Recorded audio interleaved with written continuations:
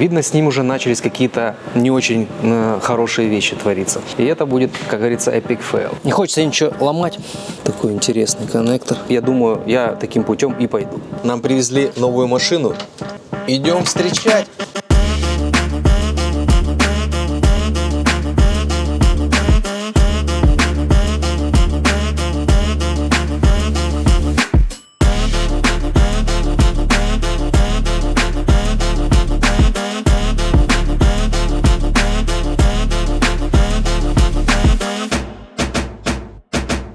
Всех приветствую. Хочу сегодня рассказать о такой небольшой проблемке, которая иногда происходит с Теслами. Речь, скорее всего, пойдет про Model S и Model X до 2022 года. Ну, в общем, которые еще дорестовые, рестовые и рейваны. Всем известно, как выглядит ChargePort. Он выглядит вот так вот.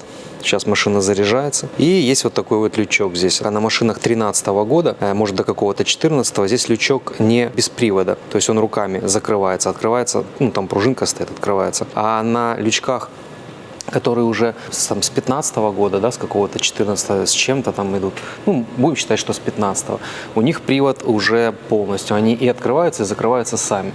И так как иногда попадает вода туда, во время дождя машина заряжается, там внизу есть определенный сток такой, ну, они бывают забиваются, эти стоки. В общем, попадает вода в механизм самого привода лючка и в сам ChargePort. И вот на машине на моей начались проблемы с этим лючком, он стал сам открываться иногда, сам открываться, стал закрываться. И вот последний раз я заряжался, он даже не сильно хотел заряжать мою машину. Видно, с ним уже начались какие-то не очень хорошие вещи твориться. И, как всегда, все откладываешь на последний момент. Но хочу сказать, что в таких вот случаях я рекомендую все-таки исправить эту ситуацию, потому что в какой-то момент просто вы не сможете зарядиться, и машина не сможет никуда поехать. Поэтому лучше, когда появляются такие проблемы, заранее, заблаговременно все это дело починить, чтобы потом не столкнуться с какой-нибудь неприятной ситуацией. Поэтому я сейчас хочу немножечко подразобрать все это дело, добраться до лючка. У меня еще есть проблемы с задней фарой. Ну как проблемы? Не то, что проблемы. Она, видимо, была расклеена, и внутрь попала пыль, и она внутри выглядит не очень красиво. Я уже купил новую фару, но у меня все никак не находят руки ее поставить. Поэтому я сейчас, чтобы долезть до лючка, нужно будет по-любому снимать фару. Поэтому я думаю, все это дело сейчас я подразберу. Придется здесь вот снять некоторые каверы с этой стороны, снять фару и добраться туда. Я думаю, посмотрю, что там происходит. Может, что-то починю, может, что-то заменю. Но, в общем, нужно этим заняться, пока не случилось такое, что в один прекрасный момент я приеду на разряженной машине, а она не сможет заряжаться. И это будет, как говорится, epic fail. Поэтому, чтобы эту ситуацию не допустить, нужно это дело починить. Вот, кстати, и фара, которая у меня уже давненько лежит и ждет своего часа на установку. Сейчас немножечко здесь подразберу кавера, поглядим. Здесь не так удобно менять на самом деле. ChargePort, как меняется, допустим, на Model S, до, как я уже говорил, до 22 года, назовем это так. Там гораздо проще, там снимаешь кавер, у тебя хороший удобный доступ. Здесь же под кавером там еще чарджер стоит большой такой, он перекрывает немного доступ к самому ChargePort. Но, тем не менее, сейчас подразберу каверы и попробую все починить.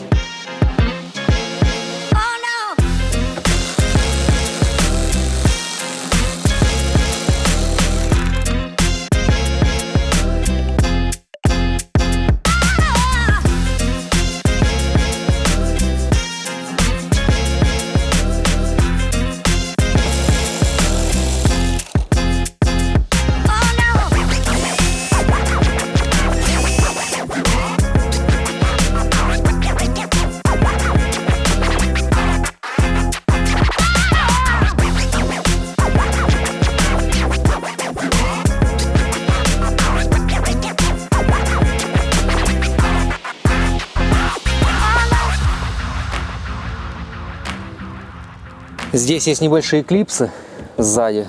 Нужно их тоже снять, чтобы вот этот кавер снять, чтобы был доступ к чарджеру. И еще вот эти штучки отсюда тоже снимаются, чтобы было удобнее и был доступ. Можно и эту панель снять, но в принципе, я думаю, не обязательно. Сейчас попробую. Я не так часто сюда лажу, если честно. Супер советов не дам.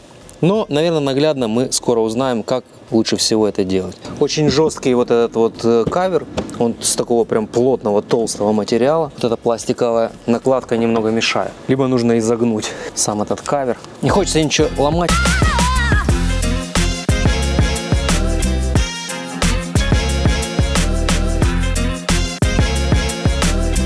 Тут все, конечно, одно за другое. Чтобы снять это, надо снять это. Чтобы снять это, нужно снять это. И одно за другое. Так, здесь у нас вот держится все это дело. Надо его стянуть отсюда. Здесь еще у нас есть прикуриватель. Ну, как бы, сейчас, наверное, как прикуриватель никто не использует. Но все-таки он в форме прикуривателя. Тоже его отключу. Такой интересный коннектор.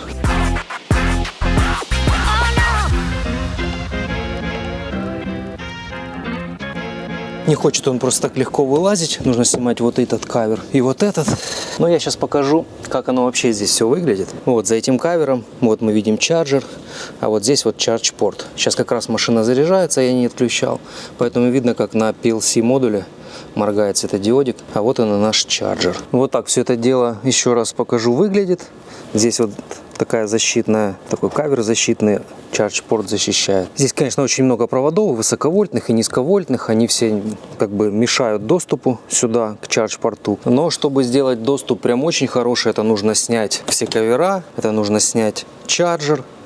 А это, конечно, ну, такой кусочек работы, который, если честно, не сильно хочется делать. И хочется попытаться, все-таки не снимая чарджер, добраться до чардж-порта. Что я и буду пытаться делать, потому что мне, конечно же, лень снимать чарджер.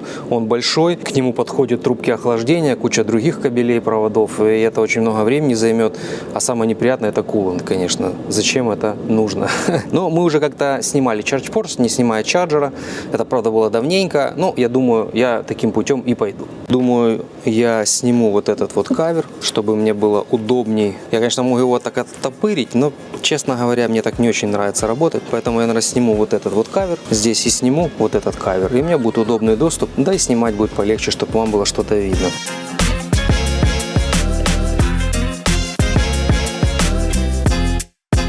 Видимо, здесь еще клипса какая-то есть, меня держит. Сейчас доберусь, посмотрю, что там такого. Да, так и есть. Там клипса вдалеке. Ох, конечно, здесь не сильно удобно все это делать.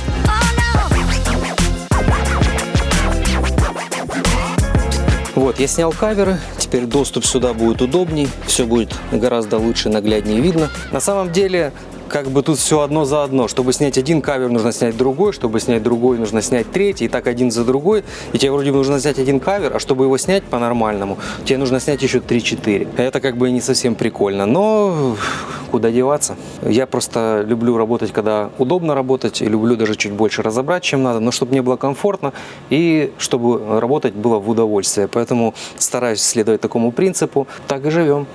Вот здесь за этим кавером у нас charge порт. Вот он виднеется. Сейчас я его постараюсь аккуратненько вытянуть. Одной рукой не сильно удобно. Ну, вот так вот его оттопырю немножко. Вот он, наш charge порт. Он сейчас как раз в процессе зарядки идет. В общем, тут все понятно. Открутить вот эти два желтых мощных провода, вытащить коннекторы и открутить 4 торкса, вон там вдалеке по 4 сторонам видно, чтобы charge порт поддался сюда. Но у charge порта еще есть механизм дверцы, поэтому я еще приоткручу фару. Всех приветствую! Нам привезли новую машину. Идем встречать! Белая Model Y. Сейчас посмотрим, что нам здесь привезли. Колеса. Колеса выглядят хорошо. Диски немного покоцанные, а резина хорошая.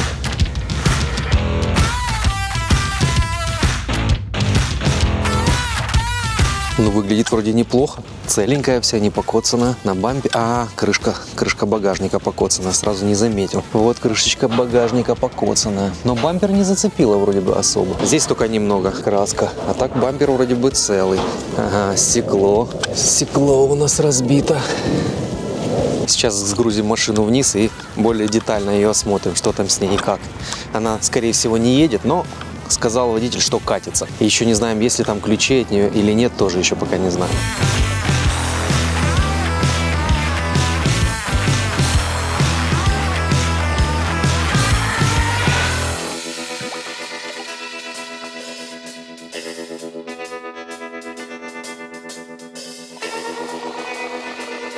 Белый салон это, конечно.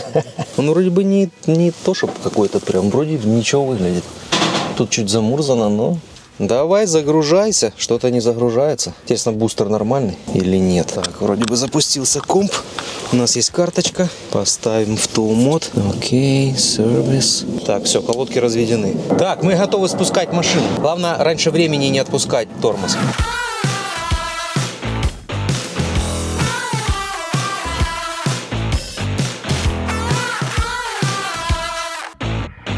Загрузили. Так, ну что можно сказать? Машина, в общем-то, да и неплохо выглядит все. Мусора много всякого здесь лежит, а в остальном... Тут, походу, с батарейкой проблемы. Я уже увидел здесь такую ошибку, еще даже в сервис-мод не вводил. Это то, что контакторы не включены, Vehicle Mode Restart, Maximum Charge Level Range may be reduced. Скорее всего, по батарейке здесь вопрос. 126 тысяч миль пробег. И сейчас мы будем видеть, что происходит здесь. А здесь... О чем? Не считал еще. Высокий баланс, да, по батарейке проблемы. Брик under voltage. Да, какая-то линия высажена. Здесь проблемы по батареечке. Будем разбираться, что делать. Скоро на канале ремонт батареи Model Y. Сейчас поставим машину, припаркуем ее, так сказать, а потом уже будем разбираться.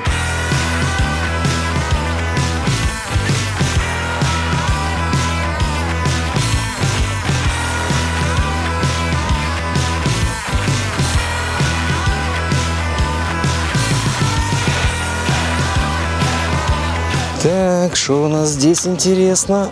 Ага, багажничек. Багажничек не открывается почему-то. Так, кавер здесь есть, хорошо, не потеряли.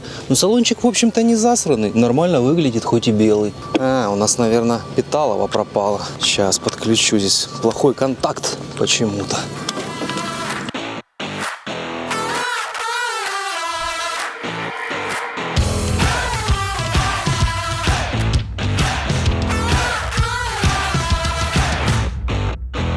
Да, стекло разбили. Неприятно. Неприятно. Я так понимаю, все это лежало здесь, и кто-то здесь что-то искал. И просто все вытряхнул на улицу. Семиместная Model Y. Ничего себе, даже такое бывает. Я же говорю, а вот здесь можно включать видео. Я такую машину вижу первый раз. Ну, я видел в салоне когда-то, но вот этого я никогда не видел. Я, кстати, тоже впервые вижу семиместную Model Y. Это прикольно. Где наша зарядка, ё-моё? Блин, ну это прикольно, семиместная Model Y. Я такого, если честно, раньше не встречал. Вроде как я знаю, что они есть, но я сам их не видел никогда. Тут электрическая. Что-то не срабатывает механизм открытия. Ага, вот так вот она работает. Первый доброволец уже полез. Да, только ты головой будешь упираться в этот. Да. Надо кого-то пониже ростом туда садить. Затертый подлокотник, конечно.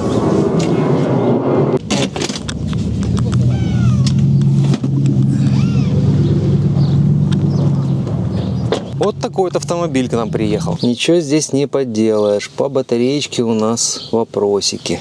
Такие вот у нас ошибочки здесь имеются. Сейчас припаркуем ее поудобнее, и когда ребята разъедутся, я выберу чуть время и подключу Tool, посмотрю, в каком именно модуле проблема. Но, да, предстоит разбирать батарейку, возможно, будет замена модуля. Ну, в общем, интересный контентик точно будет. Так, поглядим. Я подключил ноут, поглядим, что тут у нас происходит. По ошибочкам вот что такое. Здесь видно, что по батареечке есть жесткий разбаланс какой-то. А какой именно, мы сейчас узнаем. Так, что у нас здесь? Toolbox говорит. Так. Energy Buffer. BMS SOC Min. Это я по BMS смотрел. Сейчас посмотрим по брикам. Брик. А ну поглядим, что у нас здесь по разбалансу. То есть на самой максимальной ячейке 3620, а на минимальной 0,328 тысячных. Какая-то из линий умерла полностью. Поэтому, наверное, здесь будет замена модуля. Да, не наверное, а точно. И надеюсь, одного, а не нескольких. Это у нас получается минимальный 32 линия. Вот 32 линии у нас вот такое вот напряжение. А максимально у нас 43 линии, 3620. Вот такая вот история. Поэтому, когда придет очередь этой машины, будем снимать батареечку и будем менять модуль. Ничего не поделать. Хотя в остальном машина выглядит в принципе неплохо. Нужно будет кое-что поменять. Тут вот подлокотничек затертый, некрасиво, я думаю, надо будет заменить. Потом еще подлокотничек вот здесь вот затертый. Вот тут вот он очень хорошо видно, что затертый. Вот здесь вот затертый очень сильно. Материалы, конечно, Model Y оставляют желать лучшего. Руль вот здесь вот так вот тоже, то есть руль тоже придется поменять. Стекло придется поменять. Есть вопросы по этой машине, но она нам досталась не за сильно большие деньги, поэтому я надеюсь, история с этой машиной будет интересная и как бы с ней все должно получиться. А какие у нас варианты? Должно получиться в любом случае, так или иначе. В общем, увидимся в продолжении ремонта этой машины. Хочу продолжить рассказ про серую машину, которая у нас была без батареи. Она приехала к нам без батареи, мы купили донора, у нас появилась батарея, мы поставили на эту машину 90-ю батарею, хотя в оригинале эта машина это 85D, это 15-й год, но и здесь стояла Tegra. Очень неприятная штука произошла, как уже раньше, наверное, я рассказывал. Здесь умерла Tegra, и мы не смогли вычитать ее сертификаты со старого MCU с памяти, потому что память наотрез отказалась считываться как-либо, и поэтому мы потеряли сертификаты и решили, что так как эта машина в принципе в неплохом состоянии и она представляет в принципе нормальную ценность для нас, мы решили идти каким образом. Мы могли бы ее оставить без сертификатов, просто поменять Тегру, обновить максимально новую прошивку, но естественно без сертификатов машина бы не обновлялась, она не смогла бы коннектиться с сервером Tesla, не работало бы приложение, в общем, со всеми вытекающими. Поэтому мы решили, что отдадим эту машину на дилер Tesla и нам поставят ретрофит на Intel. И вот сегодня мы забрали эту машину с дилера, мы привезли ее разобранную по салону здесь, чтобы MCU и IC было снимать удобно. И попросили ребят не собирать, так как мы соберем это сами. И вот уже здесь стоит ретрофит на Intel, сертификаты восстановлены. Вот тут докачивается апдейт по картам. И здесь вот мы видим, что Intel Atom, Infotainment процессор Intel Atom. То есть нам сделали ретрофит на Intel. Поэтому машина теперь будет обновляться, у машины будет работать приложение. Единственный момент, мы отдавали машину, она была в конфигурации 90D. А так как ребята, работники Tesla, они все делают по конфигурации, которая изначально была в машине, была 85-я, они вернули конфигурацию на 85-ю. Когда мы забирали машину, мы об этом сказали. Парень, который сервисом занимается, говорит: да, окей, без проблем, я попрошу своего техника, чтобы он вернул 90-ю, как было, когда вы отдавали машину. В принципе, для нас это небольшая проблема, мы сможем этот конфиг вернуть обратно на 90, так как батарея тут стоит с 90-й машины. Но придется еще переклеивать шилдики, которые сзади. Мы их заказали, поменяем обратно на 90, чтобы было 90D машина. И подсоберем салон. И теперь это будет достаточно симпатичная 90D на Intel с более большой батареей, чем была первоначально. Вот такая вот история. На самом деле машины часто приезжают с потекшими экранами, которые на Тегре, потому что мы в основном покупаем машины, и нам их выгодно чинить именно дорестовые. И если даже и рестовые, то все равно до поколения Raven до 2018 года. Так сказать, там в 2018 с чем-то году, не помню в каком месяце, уже пошла следующая генерация Model S. Часто мы сталкиваемся с Tegra и не только с потекшими экранами, которые мы всегда меняем, чтобы новому владельцу машины было приятно сесть в автомобиль и пользоваться им. Потому что некоторые ребята продают машины, не меняют экраны, они остаются потекшими. Как по мне, это очень неприятно выглядит, ты каждый раз на это смотришь, плюс течет этот клей. Этот клей просто меня всегда ужасно раздражает. Мы всегда меняем экраны, но еще большая проблема с Теграми, как все знают, у них умирает память процессора, и это чревато потерей сертификатов. Валидных сертификатов часто удается их вычитать, но иногда бывает, что и не получается. Такая проблема существует, можно по-разному с ней пытаться бороться, но один из вариантов – это поехать на дилер и попросить у них сделать ретрофит на Intel. У нас, в принципе, цена за этот ретрофит вышла достаточно гуманная, потому что нам сделали небольшую скидку, и оно обошлось в районе 1500 с чем-то долларов. А так, конечно, вам могут насчитать в пределах 1700, плюс еще иногда, это все зависит от дилера, могут посчитать вам там час диагностики, который будет вам стоить 250 долларов, или какие-то еще финны считать. Это уже все на усмотрение дилера, кто какую политику ведет. Конечно же, некоторые дилеры по возможности посчитают вам побольше всего, чтобы побольше вам пришлось заплатить, а им побольше заработать. Такая у них цель – зарабатывать деньги, и они отсюда принимают все свои решения. Тем не менее, такая опция существует. Если у вас умерла Tegra, можно ее чинить, можно делать что-то еще, но можно поставить Intel. И это тоже хорошая опция, потому что у вас будет более быстрый компьютер, и у вас больше не потекут экраны. В В принципе, вот и все, чем Intel будет преимущественнее, чем Tegra. Ну и плюс прошивки там все-таки будут чуть посвежее. Скорее всего, Intel будет поддерживаться еще дольше, хотя и Tegra продолжает поддерживать, но Intel, я думаю, еще больше будет поддерживаться, дольше, скорее всего. И, может быть, в прошивках будут больше каких-нибудь плюшечек именно на Intel, чем на Tegra. Но это все уже такое дело, субъективное, здесь я уже утверждать что-то не стану. Вот так вот. Есть одна машина у нас такая интересная, это Model S, она у нас 2017 года, но уже, если честно, с автопилотом, наверное, 2.5 или каким-то, я не знаю, то есть у нее уже есть сайд-камеры, есть пилоу-камеры, но я хотел рассказать абсолютно не об этом. Это рестовая машина, она уже идет с рестовым бампером и так далее. Но самое интересное не это. Короче, с этой машиной что-то происходило, естественно, мы не знаем, что с ней происходило. История, как всегда, умалчивает об этом, но очень интересная штука, что в этой машине, кроме того, что у нее разбитое лобовое стекло, у нее есть дырка от пули. Причем интересно, что эта дырка выглядит так, как будто бы стреляли изнутри, из машины куда-то вовне машины. Потому что характер отверстия в лобовом стекле, он об этом говорит. Поэтому человек, который сидел, скорее всего, на пассажирском сидении, наверное, как-то вот так он сидел здесь. Тут скотчем заклеили, не видно. Видимо, он в кого-то стрелял, наверное. Такие вот интересные экземпляры попадаются иногда. Мы же эту машину немножечко там по мелочи поделали, у нее серьезных проблем не было. Но осталось повреждение квотера, мы сейчас отвезем на покраску. Квотер поврежден здесь. Немножечко зеркало было разбитое, правое там практически отсутствовало. Ну, еще по мелочи тут много всяких моментов было. Стекла, ручки, двери, подкрылки там, части подкрылок не хватает. В общем, такое. Но машина все-таки с историей. Видимо, она, наверное, участвовала в какой-нибудь заварушке, либо в каком-то конфликте между какими-то ребятами с пистолетами. Вот так вот иногда бывает. Такие вот машины попадаются. Хочу продолжить историю с ремонтом моего лючка и порта зарядки на моей Model X. Я уже начал снимать про это видео и даже начал процесс разбора, снял несколько панелей, а потом произошла очень-очень неожиданная для меня вещь. И сейчас я расскажу, какая именно. Вот она сама машина, вот лючок. Я пока здесь все просто так скинул, ничего не собирал.